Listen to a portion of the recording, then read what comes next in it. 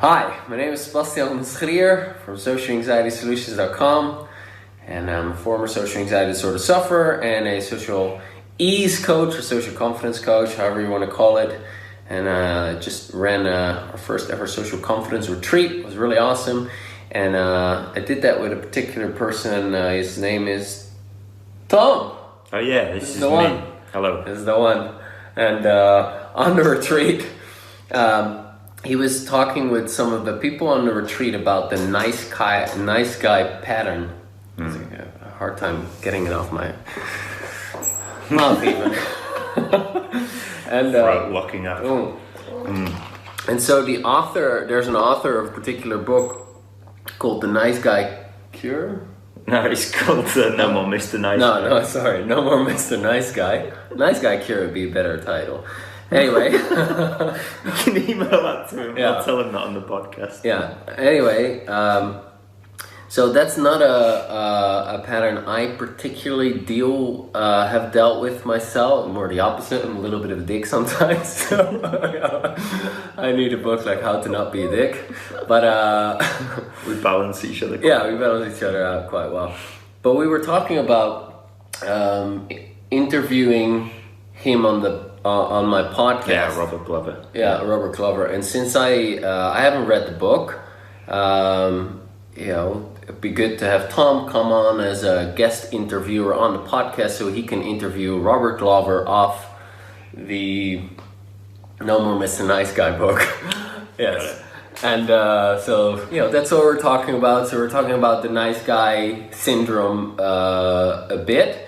And I thought it would be nice to have a little video about that. And also nice to do a video together anyway. So in the coming 15 minutes or 10, hopefully under 15, we'll try keep it short. Yeah, it's difficult for me. Yeah, me too. Then, so we're talking about the nice guy. So, should I start first with my idea of what a nice guy is? Yeah, you can tell me what you think it is. Okay, well, I'll just talk about two, or like one particular pattern that really stands out that I'm aware of, that I've worked with guys, and that is like people pleasing. By the way, also with women, it could also be the nice girl. How to stop being a nice girl.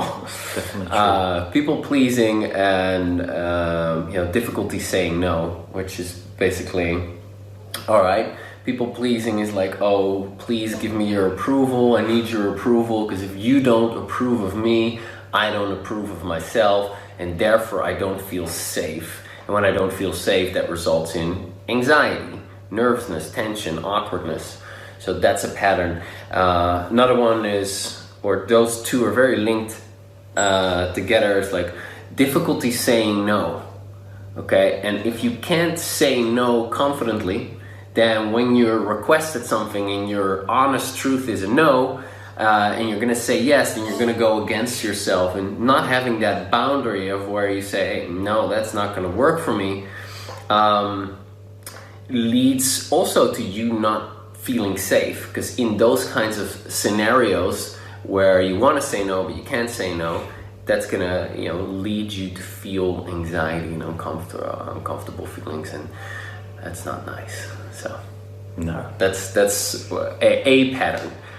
Yeah, well, I'd say it's, I mean, the way that you describe the boundaries thing and the importance of being able to actually say no, and for nice guys and people pleasers in general, it's a very difficult thing. But one of the things that it leads to is this build-up of resentment, because like the nice guys, it's one of the things that Robert Glover says in the book is like the nice guy isn't actually nice. Like it's a kind of a ironic title almost. Basically the nice guy thinks that he has to act nice in order to get his needs for love met.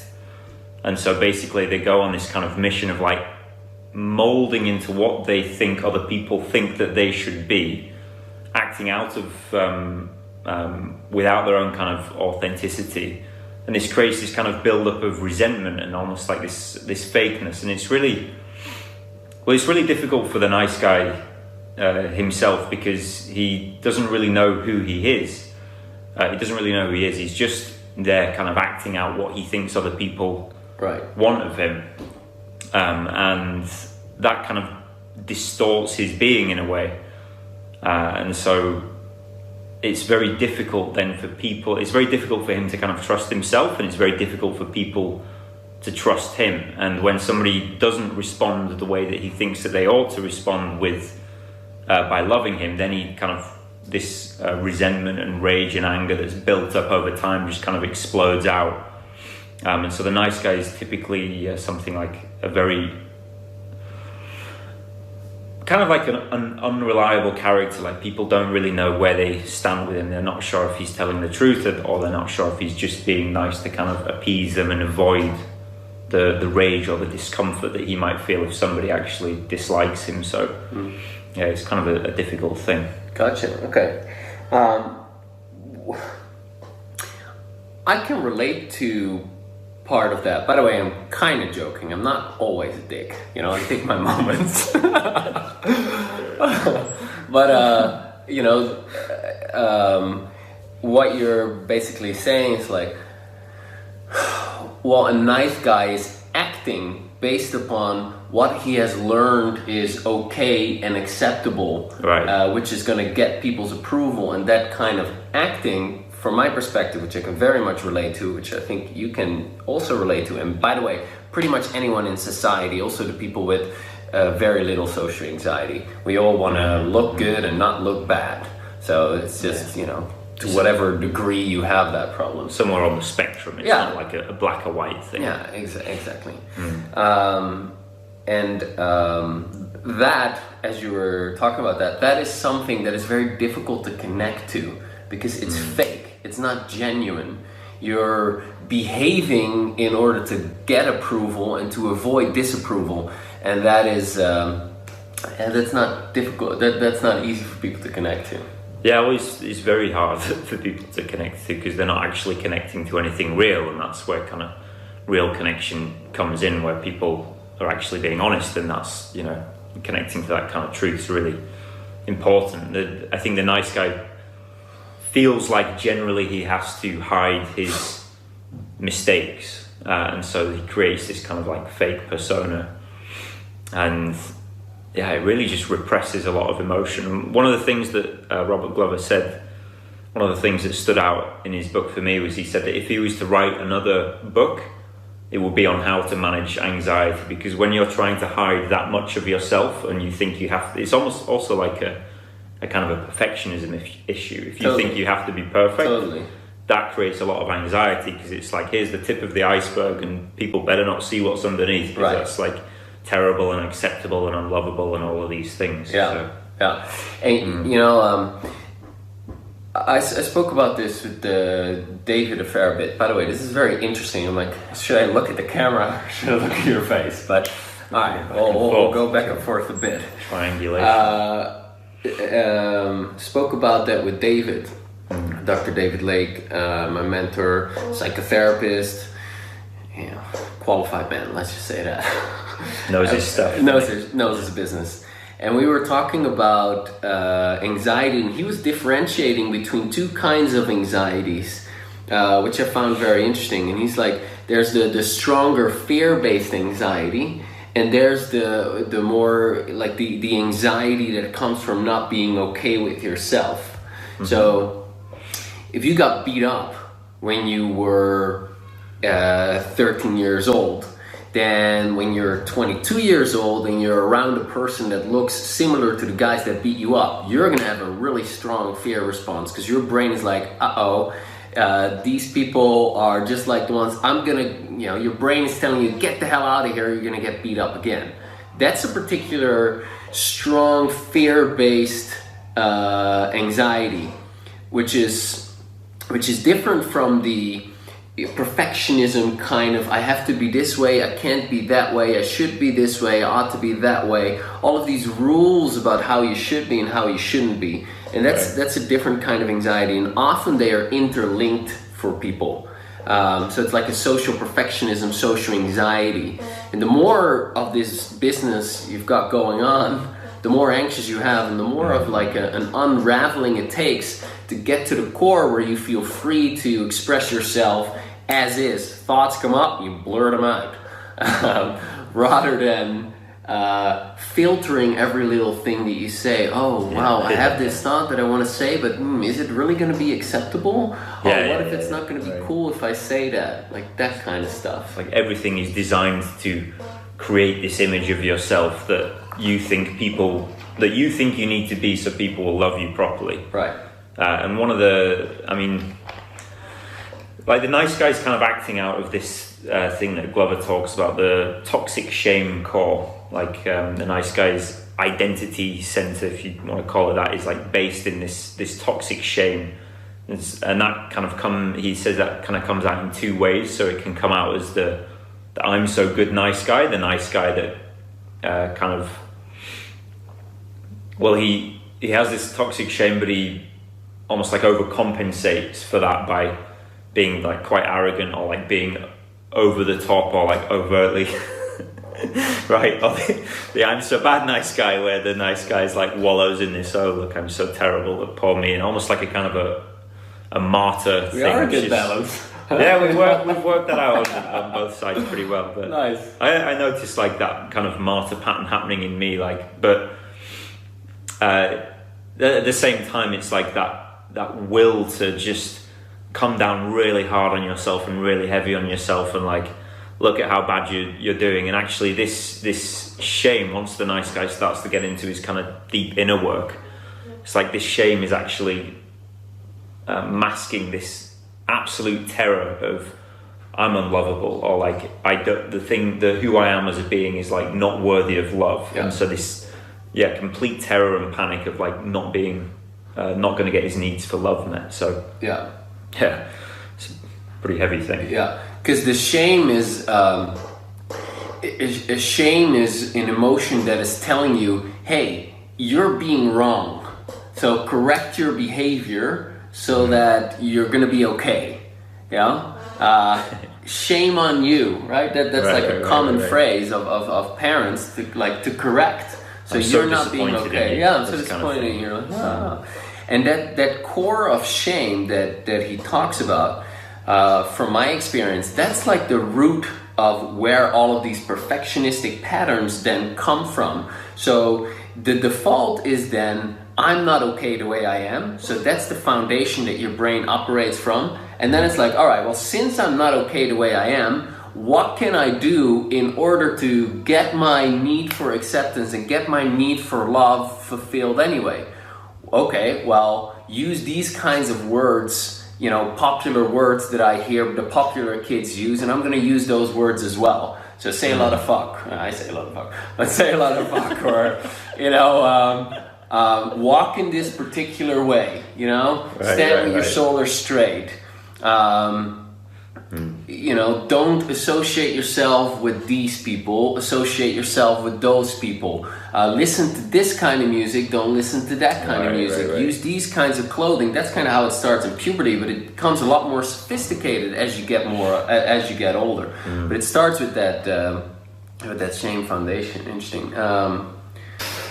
Well, yeah, I mean the whole thing of this shame core, and your life becomes then a race to try to keep up with what you think other people's opinions of you are, and there's a sense of desperation in that, and just an incredible loneliness as well, because it's like, man, I'm just trying to like keep my head above water, just to like keep people happy and keep the peace. And it's really, I mean, nice guys are typically really afraid of conflict. And I noticed this very, very early on in my life, that I was afraid of conflict, and so decided to go and train MMA, and that was like, all right, that helped me out physically a lot, but it didn't deal with the underlying pattern of like, I'm still afraid of like conflict.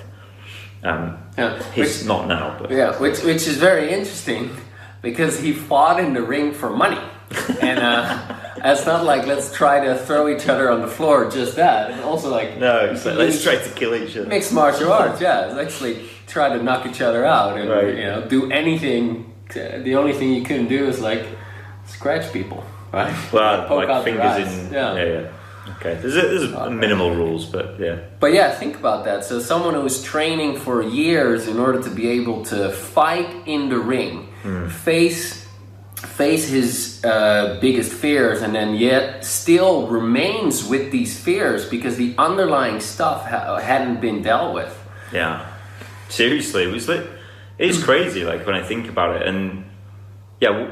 When I actually came back and was like, right, look, this is a big problem, and it got highlighted by, like it was going through different relationships, and the different relationships would kind of bring up certain stuff, but it was almost like I was in maybe denial about it until one relationship kind of brought it all out to the surface. And even still, like it was fairly stubborn, so like it took me a while to kind of sink in, like, oh, actually, I see how the covert contract that I was the continuous covert contract of like, if I just try to make her happy, then maybe she will love me in return. And it's like that just made her more and more annoyed and angry, and I was like, why isn't this working? Why isn't this working? And so then I started to get bitter and resentful and angry and thinking like, I'm giving all this stuff, and like she should be responding in a positive way and loving me the way that I think that she should be, just because I think that she should be. And like when you say it like that, it's kind of crazy. But it wasn't until I just sat down and decided like, okay, I actually need to address this. I actually need to address first off the anxiety and the terror, or maybe not first off, but the several components of it. So there's the shame, and then there was that was kind of surrounded by anxiety and terror, the terror of not being loved, and then the anxiety of being found out, but also all this rage, all this repressed rage that was just so far out in my dissociated field. Because I thought, oh, I'm a calm guy, I'm a nice guy, and my identity was around, I'm this nice guy, and I thought I'm not the kind of guy that gets angry or stressed about things, but it's really not true. It's just I was just subverting it and pushing it under into some place that I couldn't feel it. But obviously it was there because it was affecting me deeply, and like when it got touched, like I would kind of explode and it would come out. So yeah, I mean, it wasn't until I actually started to address the idea that, you know what, maybe I can be just as bitter and resentful and angry and terrified, and there's all of these things going on with me, then that's when it actually started to move through, because I had to sit down and feel it, and I was like tapping through and doing lots of other modalities, and yeah, a hell of a lot of work, and it's still a work in progress. But it wasn't until I started to address that and sit down and feel the things that I needed to feel that had built up over the years that it started to move. Yeah. So in other words, you were processing your painful past, the past right. from the past, right. Living through that. Yeah. Well, I can relate to that as well. I had a blushing problem for the longest time, and it was very, very difficult to get a handle on it. But eventually, with persistence, it does work out. That's the good news. So that's our conclusion. We're running over time, 18 minutes. Yeah. Well, we've persisted, and persistence is the message. So yeah, I think that's exactly somehow that works out. Nice one. Yeah, nice one. Good message. So there you go. So now you should be fine. Be persistent. Yeah, just be persistent. Be persistent. Okay, well, I'll give a real quick summary. I mean, well, say something about it's a good start to a final conclusion. Right. Anyway, so as an example, if you have if you have a problem with saying no, that is because your brain has pain associated with saying no. Maybe when you were younger, a no meant that your dad would get really pissed off with you. Hey, how dare you disrespect me by saying no? Or I'm the parent, you're the child, you're supposed to listen. Ooh, right? That comes with a lot of negative emotion that gets stuck into your system. Now that happens over time, and you learn, okay, I can't say no. And that's then something that you live with in your 20s, 30s, 70s. if you don't address it. It won't go away by itself, most likely. So you need to address it. How do you address it? You use a variety of techniques. One of them, for example, tapping. I talk about this on my channel. It's a psychological form of acupuncture. It looks really bizarre and silly, but it is amazingly effective to process negative emotions, stuck negative emotions from the past. You bring them up, so you open the file from back then, and you do the tapping, and the tapping releases these stuck emotions from the past, and you process it. Once there's no longer pain associated with saying no, it can just come out. Your brain won't stop you from saying it, and then you'll be surprised. You're like, wow, I said no there, and it actually wasn't a problem. It didn't die. That's amazing. Oh my God. Yeah, and that also starts to update your whole identity. That you'll start to see yourself differently. And that can be a gradual change, it could be a profound change. It just depends on what kind of pattern you're working on. But my understanding is like the nice guy pattern consists of a bunch of them. Not being able to say no, just being one big one of them. Yeah. I would say like for me, if I was to kind of give some, like what can people start doing now? One of the things is like, for years I had this idea in my head of who I thought I was, and it's like, kind of put that down for a moment, and it's going to sound really cheesy and like hippie-like, but... Let's go, we're in a bud. Yeah, we're in a bud, so it's fine. Like the answer is just, I think it's almost like, how do I describe it? It's like self-love, but it just sounds too kind of... Airy-fairy. Yeah, airy-fairy, and just non-specific enough, but it's really like... There's a bunch of parts of you that need to be felt, and there's dimensions of you that you can kind of feel compassion for those parts of you from, and so to explore those different dimensions of your being through with somebody who kind of knows how to do that is really important. Just getting in touch with those feelings, because one of the things is like it doesn't feel like you're fully there, and it's like you're just on the surface and you're kind of numb, and it's like there's a big hole in the middle, and it's that thing that's unaddressed that you don't feel like you're quite fully in life, and that's what those things are. It's just all those feelings that have yet to be felt. So you need to sit down and make some time and space, and I work with breath work a lot. I found that really useful, and embodied movement, embodied exercise, because the way that you use your body is almost like the shape of your brain, as far as I understand it. And so to use all of these practices and a hell of a lot of tapping as well, I find it really, really useful. Just to do what you can, something that resonates with you, to get in touch with those feelings and start to feel them and start to move them through your body and start to process them. And gradually you start to feel like you're more alive and more present and more in the world and more in the moment, instead of stuck in the past, projecting that onto the future. So yeah.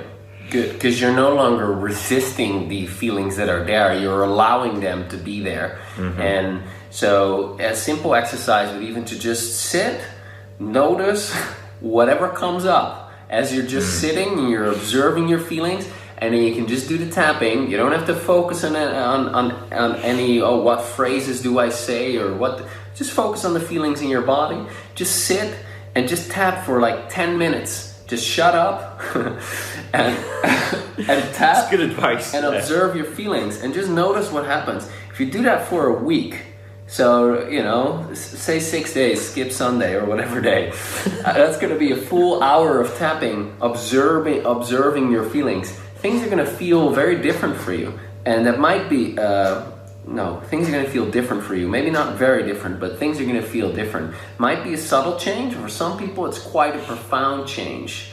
So we'll leave you with that quick tip. We're 10 minutes over. We did it again. 25 minutes. Yeah, but it's packed with hyper-rich content. Exactly. So, they're just so lucky. This is good stuff. Yeah. All right, so if you want to know more about Tom, you can go to perceptionarchitecture.com.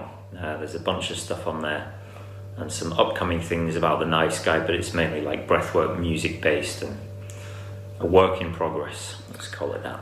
Right. And if you want to know more about how to do the tapping, how to specifically apply it to overcome social anxiety, you can go to my website that is here or on this video. His link will also be under the video. Yeah, you get my ebook, How to Overcome Social Anxiety Completely. Yeah, it's a classic. Yeah, it's a classic by now. 20 whole pages. It's great, though. It's very 20 rich pages. It's very succinct information. How to overcome your social anxiety. Developed over decades. Yeah, decade, exactly. So it's powerful stuff. And also 10 videos, 5 of which, maybe 5 minutes each, where I teach you the technique, how to do it, basics of it. And I had one guy wrote a comment once that he resolved 40% of his social anxiety using just the free stuff alone. Hey, can't go wrong there. Now, sample of one, maybe not the best scientific study, but at least one guy. It's the internet. No, Science people love this, so go check that out. All right, we're signing off. This is Sebastian van der Schlier, and this is Tom Woodfin. Thanks, everybody. Ahoy.